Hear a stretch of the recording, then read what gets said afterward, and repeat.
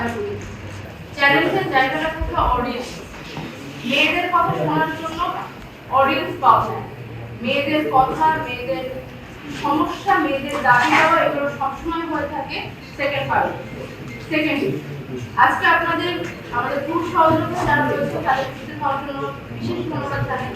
নারীর পক্ষ থেকে একটু কথা বলেছি, ঠিক আছে, মেয়েরা তো মেয়েদের কথা সবসময় শোনে, মেয়েদের কথা ছেলেদের শোনাটা বেশি।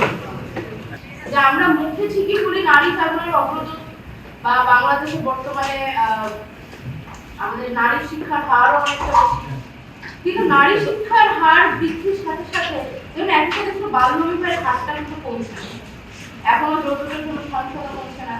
বলতে অবাক লাগে কিন্তু এখনো গৃহবধূদের ঘুরিয়ে মারার ঘটনা কিন্তু নিত্যদিন প্রত্যেকটা দিন বাংলাদেশের যে কোনো নিউজ পেপার আপনি চোখ বন্ধ করে খুলে কোনো এক জায়গায় হাত রাখবেন, দেখবেন সেই পৃষ্ঠায় কোনো না কোনো প্রশ্ন। আসলে আমাদের এই পর্যায়ে দাঁড়িয়ে প্রশংসা বাক্য বলার মতো বেশি কিছু নেই। আমরা খুব একটা এগিয়ে দিচ্ছি এমন না, বরং যেখানে পৃথিবী এগিয়ে যাচ্ছে এই সমস্ত বিভেদ বলে ন্যায্যতার মধ্যে, সেখানে আমাদেরকে এখনো পুরনো সমস্যাগুলো সমাধান করে উঠতে কিন্তু আমার মনে হয় আপনাদের এবং আমাদের উচিত আসলে দেশে ফিরে তাকে সমস্যার মূলটা কোথায় সেই কোনটা কোথায় চলে যায়।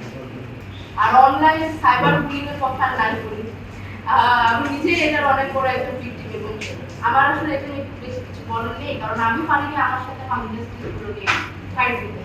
আমার সাথে হয়ে যাওয়া সাইবার বুলিং নিয়ে আমি কিছু করতে পারি নাই। এবং দেখেন মারা যাওয়া 100 বছর হয়ে গিয়েছে, বেগম রোকেয়া পর্যন্ত এখন পর্যন্ত সাইবার বুলিং। এই মুহূর্তে আপনার ফেসবুকে ঢুকে দেখেন কোথাও না কোথাও বেগম রোকেয়াকে গালি করা, বিশ্ববিদ্যালয়ের শিক্ষকরা পর্যন্ত বেগম রোকেয়াকে কাফের, মুরতাদ, নাস্তিক ঘোষণা দিয়েছে। যেখানে আসলে ধর্মীয় দৃষ্টিকোণ থেকে যদি বলি, কার মনে কতটুকু ঈমান আছে এটা যাচাই করার ক্ষমতা তো আল্লাহ আসলে আমাদেরকে দিয়ে দেয়। আসলে যাচাই করতে গিয়ে যারা কাফের মুরতাদ বলে দিচ্ছে তারা আসলে কাফের মুরতাদ হয়ে যাচ্ছে কিনা এই হিসাবটাই বা কে করবে।